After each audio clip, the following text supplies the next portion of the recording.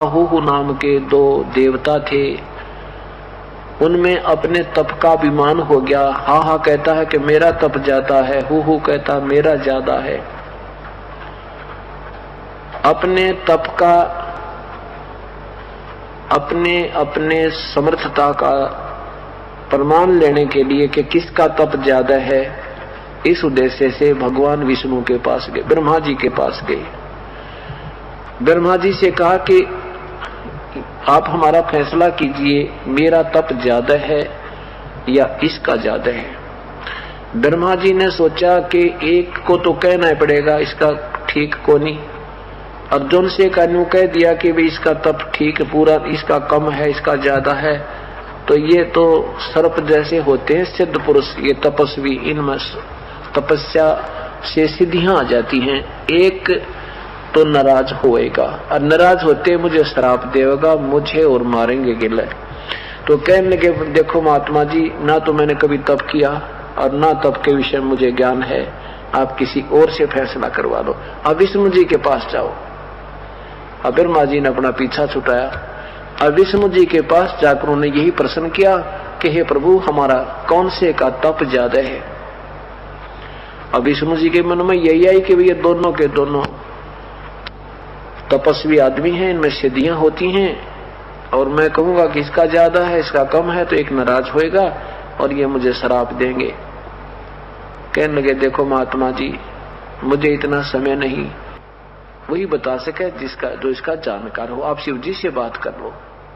अब शिव जी के पास आए, काफी देर में शिव जी की समाधि खुली।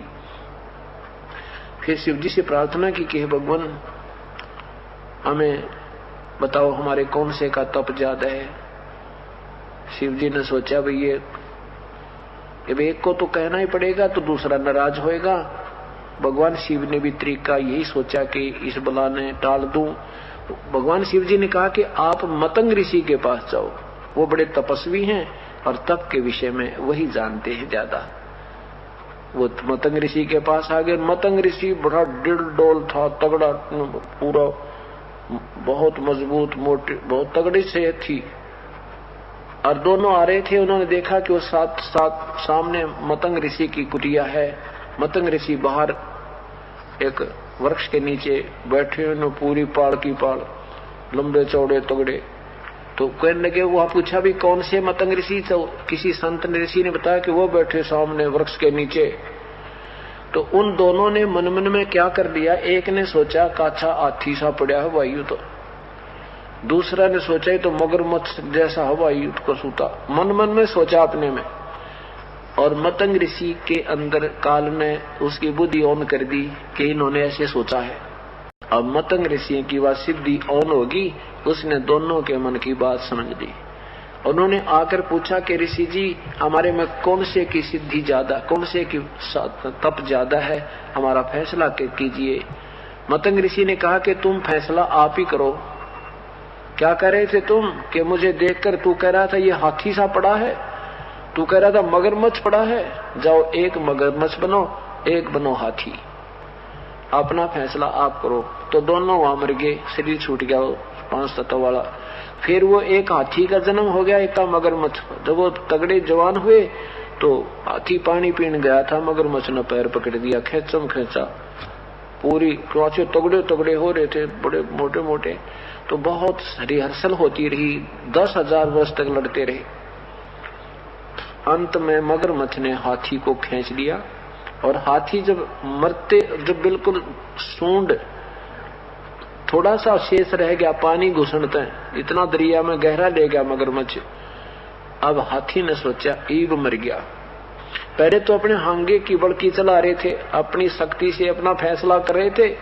फिर हाथी ने याद किया, हे राम, आधा, मतलब आधा अक्षर ही बोला था, मरते हुए ने याद किया रा।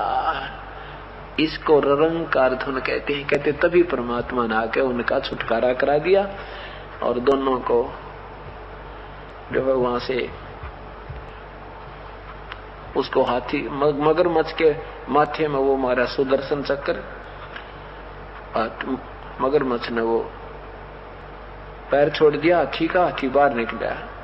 तो भगवान ने कहा कि चल भाई हाथी यानी हाथी वाली आत्मा जो हा हा हु वाले थे, हा हा हाथी बना था, हु मगरमच्छ के चल भाई हा हा तो स्वर्ग में।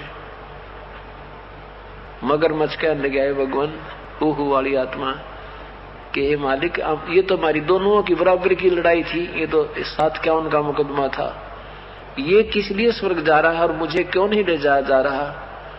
विष्णु जी ने कहा कि भाई इसने मुझे याद किया है, कति हृदय है, कति रोते हुए याद किया मेरे को, इसलिए मैं इसको लेने आया हूं। तो मगरमच्छ ने कहा कि हे भगवान जैसे ये आपको याद कर रहा था ना मरता हुआ, तो मैं भी ऐसी करुणा से आपको याद कर रहा था। बेशक मैं मानवश नहीं छोड़ रहा था इसे, पर आपकी याद मुझे भी ऐसे आ रही थी।